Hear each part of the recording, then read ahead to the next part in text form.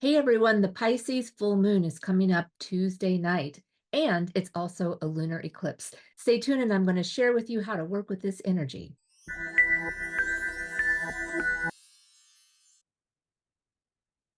The Pisces full moon is also a super moon, so it's going to be very bright in the sky. It's going to be on either Tuesday or Wednesday, depending on where you live. It'll be Tuesday evening, the 17th of September, or the 18th of September if you're over here in Rome, Italy, where I am. And you can see the configuration of the full moon. This is the full moon chart.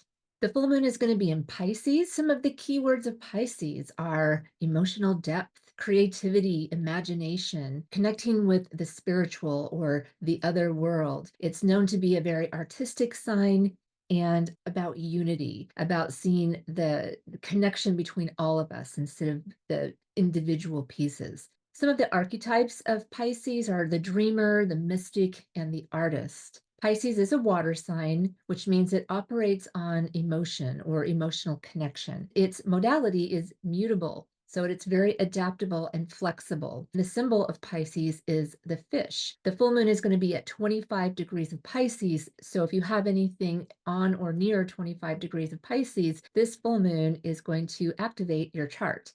The full moon always takes its light from the sun. So when we look at a full moon, we always want to look at the sun as well. And the sun and the moon will always be in opposite signs. The sun is traveling through Virgo, which is the sign opposite of Pisces. Some of the Virgo keywords are to be organized, paying attention to detail, being meticulous, practical, and Virgo is often associated with service or health and well-being. The archetypes of Virgo are the service provider, the perfectionist, the healer, and the analyst. Virgo is known to have fantastic analytical abilities. Virgo is one of the earth signs, so it operates on practicality. It is also of the mutable modality. So at the full moon, there's going to be more flexible and adaptable type of energy. The symbol of Virgo is the maiden with the wheat sheaf because it's about harvest. And actually, this moon is called the harvest moon.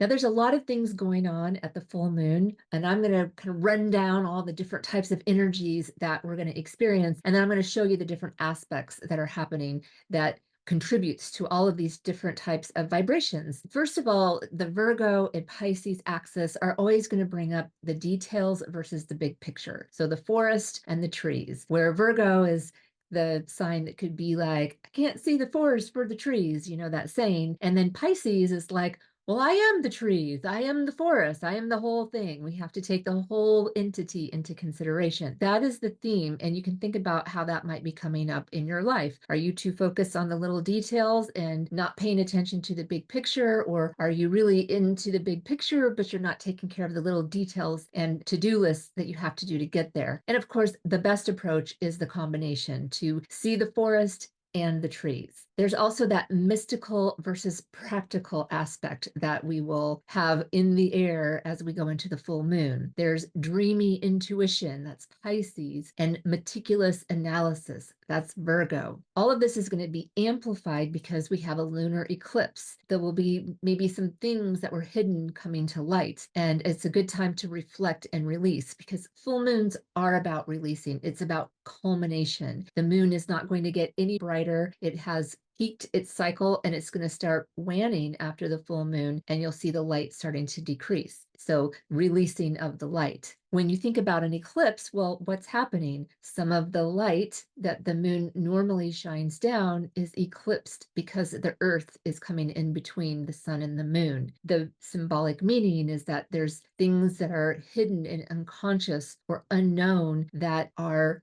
highlighted with this eclipse. And this can bring some fear, right? When the light goes away, there's just some fear, whether we consciously are aware of it or not. We know that it's the light, it's the sun that sustains life on Earth. And when that light is blipped out with a solar eclipse or a lunar eclipse, it's an uncomfortable type of phenomenon. Now, going back to the Pisces full moon, Pisces is an imaginative sign, and the moon happens to be very close to Neptune. So this is going to be a pretty imaginative moon. Pisces is known for its compassion and sensitivity, so you can bring that into the mix of what to expect at the full moon. The unseen dimensions of life, that is Pisces, and it's a Pisces lunar eclipse. So you could say that it's very amplified, this concept of the unknown, the unseen, the metaphysical, the spiritual. Neptune is dreamy and mysterious and creative. It also has to do with illusions and deceptions. So either can show up or both. I like to think of it as the film and media type of energy with Neptune. So you could find that you're more interested in seeing film or artistic types of performances, or you may get very creative yourself. If you're a creative person, you may find that you're tapping into some really great ideas. And that's a great thing to do under this full moon. We also have Saturn traveling through Pisces. So Saturn's bringing some grounding to this, and that's a good thing, I think. Saturn can help bring to fruition whatever you're dreaming up, whatever this creativity is that you may be experiencing. So you may want to watch out for escapism, substance use or abuse, getting too far into fantasy. Some amount of fantasy is always good. It's creative, but too much fantasy is escaping reality, and that's when you want to watch out. There can be some blurred boundaries. There can be some avoidance of reality. So you want to watch out for that. And just know that this period of time we're moving into next week is going to be very fluid and movable, changeable, adaptable. So things that may have been stuck, we've had a lot of fixed energy this year. This full moon has a lot of mutable energy. So things can kind of get moved around and changing places. So that may be a thing that you're looking for or hoping for, that some things that have been resistant or stuck can actually get unstuck and moved around at the full moon. The nice thing about Saturn being in Pisces and the sun being in Virgo, an earth sign, as well as Mercury, is that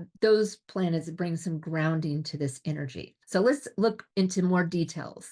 Now I want to talk to you about some things that you can do, some practical things that you can do. Practical is the Virgo word for us. You can do some creative journaling. I highly recommend that you organize and declutter your space. That's a Virgo thing. Bringing Pisces into the mix, you can organize and declutter a sacred space, build a sacred space, make an altar, and have it organized with some of the most special things that you have, rocks or little statues, things like that. Do a full moon water ritual, and I'm going to share one with you later on in the video. Watch film, get into your fantasy books, sci-fi books if you're into that. Watch media. Escape in a way that's recharging you, not in a way that is you avoiding something that you shouldn't avoid. If you have oracle cards, get them out, do a reading, play with some cards, talk to your guides, talk to your angels, write down your dreams. The Pisces energy is definitely about the dreamy landscape. So whatever you can get from your dreams, symbols, information, guidance, that's a great thing to do.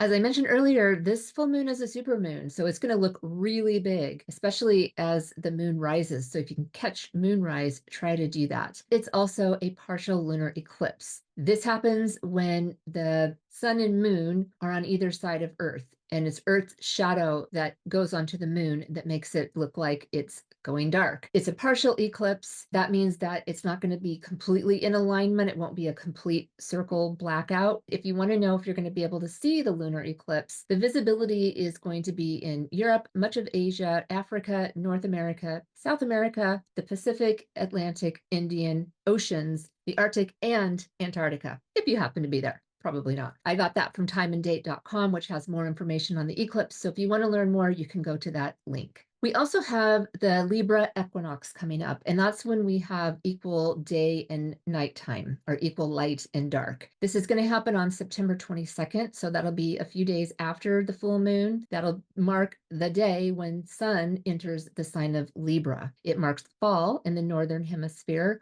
or spring in the southern hemisphere. Either way, you can do your fall or your spring cleaning. This is a good time for reviewing balance, as it has to do with self-focus and other focus. That's the Libra and Aries pair of signs. So that would be another thing to add to the list of things that you could do over this full moon. Aspects, or the relationship between planets, always impacts the energy of a full moon or a new moon. This particular lunation, we have all three of the outer planets involved. We have the moon conjunct Neptune, the moon sextile Pluto, and the moon sextile Uranus. So these aren't necessarily the most challenging and difficult aspects, but all three are involved, which is a pretty powerful message at the full moon. With the moon and Neptune, we have film and TV, which I mentioned before. Just go and watch Star Wars or something that really lets you kind of forget about whatever's going on out in the world and just enjoy watching something else, watching somebody's life or some story. That would be a great thing to do. There can be a heightened sensitivity, a lot of creativity, an interest in the mystical, the metaphysical, and your imagination can go into high gear. Just watch out for any type of deception or illusion, and know that the energy in the air can be highly emotionally charged.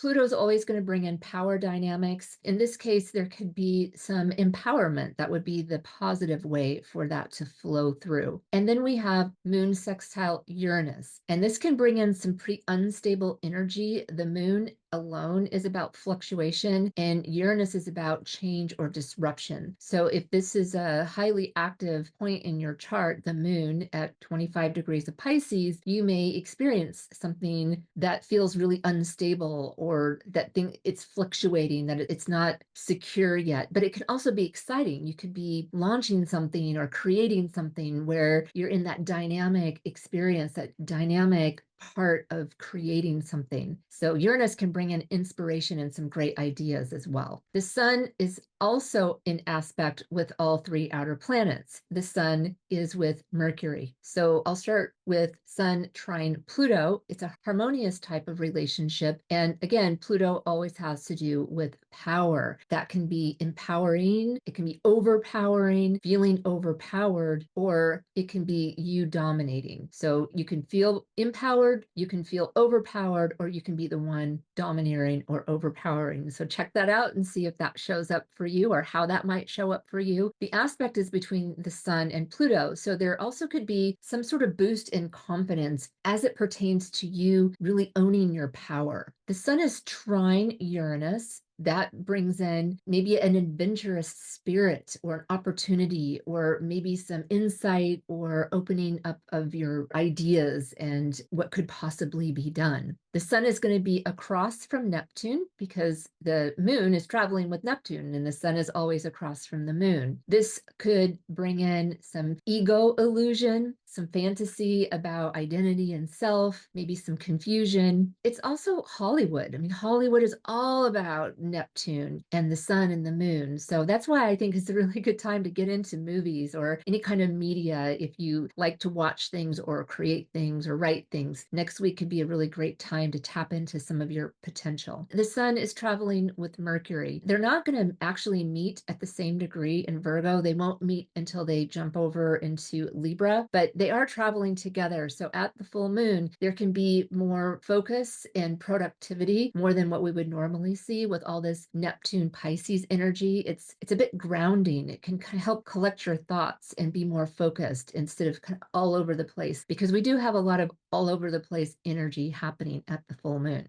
In addition to all that, we have a few planets making relationships with each other. The planet Jupiter is actually going to make a relationship with both the sun and the moon in what we call a T-square. It's traveling in another mutable sign, Gemini. It's going to give us the opportunity to expand our horizons and have some strategic vision because it's in the middle. So you have the Neptune and moon over there with opening up ideas and creativity and this kind of like mystical fantasy type of energy. But then on the other side, you have the sun and Mercury in pragmatic Virgo saying, well, how are we going to do that? Is that realistic? Is that practical? So this is a really nice type of energy for getting something done that needs creativity, or getting a creative project done, or moving it forward, especially thinking about, we just got out of the Mercury retrograde cycle, like the shadow ended on the 12th. So we are free to move forward and really create ideas and bring them into manifestation. Then we have Mercury opposite Saturn. That's again helpful with kind of like bringing the creative side to the practical side and putting structure and strategy in how to bring some idea into manifestation. It's also a good time to refine your creative vision. So you may have this amazing creative vision and you need some help bringing it into the world. And then we have Venus square Pluto, going back to those power dynamics that have to do with Pluto. Think about this. Venus has to do with relationships. So think about your relationships. Are you empowered by your relationships, overpowered, or are you the dominating one? And it can be different with different relationships. In one relationship, you may feel empowered. In another, you may feel like you're overpowered and you don't have a voice. Another way, you may be the dominating and controlling one. So think about your different relationships and how that power dynamic is showing up for you.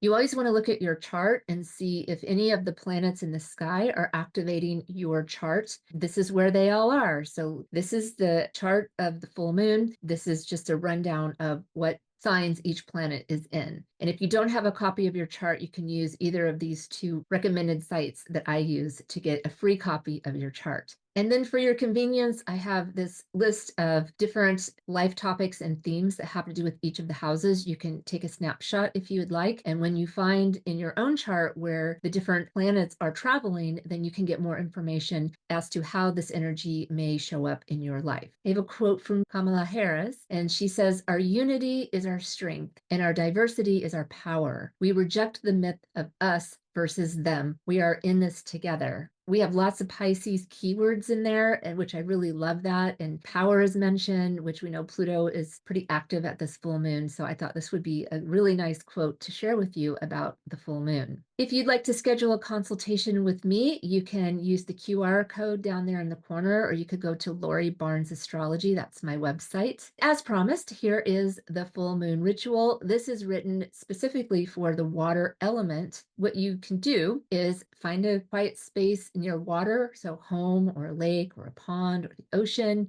I always like to set my room with pleasant smells and sounds, so you could set something up that makes you feel happy. This is going to be a ritual about releasing something. So think about what you want to let go of, that it's time for it to go. It's outworn, it's done its thing, it's time to let it go. And you can even write it down. I usually write things down. That helps me with the ritual, and I can read it and be like, oh, this is what I want to let go of. And then I write it down and then do the ritual, and then you don't have to try to remember everything. So the ritual is you imagining that you're letting go, you're releasing, you're letting go. And since this is a water ritual, you want to do it in moving water and let the water take it away. So if you're at the ocean, the water's moving already. You put your hands in there and the tide washes it away. If you're at home, you can put your hands under running water, under a faucet. If you're at a still pond, you may have to make some of that water move. The idea is imagining that the water is taking away what you are letting go of. If you wrote down your releasing thoughts on paper, I would burn that paper as a type of purification. And then you want to close your ritual by offering gratitude to the moon. So you can take a snapshot of this as well if you want to use this ritual. Thank you so much for joining me. I will be back with another video for you on the Libra new moon that is coming up on October the 2nd, and it will also be a solar eclipse. Thank you so much for joining me. Ciao.